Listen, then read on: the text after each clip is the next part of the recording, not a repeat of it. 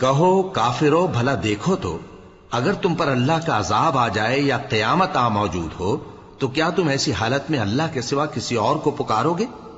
اگر سچے ہو تو بتاؤ۔ نہیں، بلکہ مصیبت کے وقت تم اسی کو پکارتے ہو تو جس دکھ کے لیے اسے پکارتے ہو وہ اگر چاہتا ہے تو اس کو دور کر دیتا ہے، اور جن کو تم شریک بناتے ہو اس وقت انہیں بھول جاتے ہو۔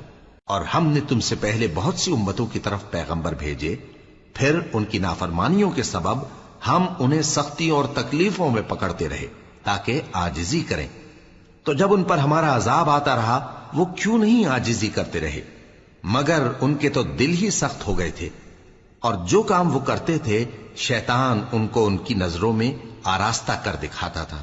پھر جب انہوں نے اس نصیحت کو جو ان کو کی گئی تھی فراموش کر دیا تو ہم نے ان پر ہر چیز کے دروازے کھول دیے، یہاں تک کہ جب ان چیزوں سے جو ان کو دی گئی تھی خوب خوش ہو گئے تو ہم نے ان کو ناگہاں پکڑ لیا، اور وہ اس وقت مایوس ہو کر رہ گئے۔ غرض ظالم لوگوں کی جڑ کاٹ دی گئی، اور سب تعریف اللہ رب العالمین ہی کے لیے ہے۔ ان کافروں سے کہو کہ بھلا دیکھو تو اگر اللہ تمہارے کان اور آنکھیں چھین لے اور تمہارے دلوں پر مہر لگا دے تو اللہ کے سوا کون سا معبود ہے جو تمہیں یہ نعمتیں پھر بخشے؟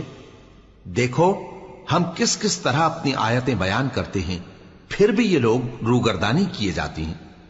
کہو کہ بھلا بتاؤ تو اگر تم پر اللہ کا عذاب بے خبری میں یا خبر آنے کے بعد آئے تو کیا ظالم لوگوں کے سوا کوئی اور بھی ہلاک ہوگا؟ اور ہم جو پیغمبروں کو بھیجتے رہے ہیں تو خوشخبری سنانے اور ڈرانے کو، پھر جو شخص ایمان لائے اور نیکوکار ہو جائے تو ایسے لوگوں کو نہ کچھ خوف ہوگا اور نہ وہ غمگین ہوں گے۔ اور جنہوں نے ہماری آیتوں کو جھٹلایا ان کی نافرمانیوں کے سبب انہیں عذاب پہنچے گا۔ کہہ دو کہ میں تم سے یہ نہیں کہتا کہ میرے پاس اللہ تعالیٰ کے خزانے ہیں، اور نہ یہ کہ میں غیب جانتا ہوں، اور نہ تم سے یہ کہتا ہوں کہ میں فرشتہ ہوں۔ میں تو صرف اس حکم پر چلتا ہوں جو مجھے اللہ کی طرف سے آتا ہے۔ کہہ دو کہ بھلا اندھا اور آنکھ والا برابر ہوتے ہیں؟ تو پھر تم غور کیوں نہیں کرتے؟ اور جو لوگ خوف رکھتے ہیں کہ اپنے پروردگار کے روبرو حاضر کیے جائیں گے اور جانتے ہیں کہ اس کے سوا نہ تو ان کا کوئی دوست ہوگا اور نہ سفارش کرنے والا، ان کو اس قرآن کے ذریعے سے نصیحت کرو تاکہ پرہیزگار بنے۔ اور جو لوگ صبح و شام اپنے پروردگار سے دعا کرتے ہیں اور اس کی توجہ کے طالب ہیں ان کو اپنے پاس سے مت نکالو۔ ان کے حساب اعمال کی جواب دہی تم پر کچھ نہیں، اور تمہارے حساب کی جواب دہی ان پر کچھ نہیں۔ بس ایسا نہ کرنا، اگر ان کو نکالو گے تو ظالموں میں ہو جاؤ گے۔ اور اسی طرح ہم نے بعض لوگوں کی بعض سے آزمائش کی ہے کہ جو دولت مند ہیں وہ غریبوں کی نسبت کہتے ہیں کیا یہی لوگ ہیں جن پر اللہ نے ہم میں سے فضل کیا ہے؟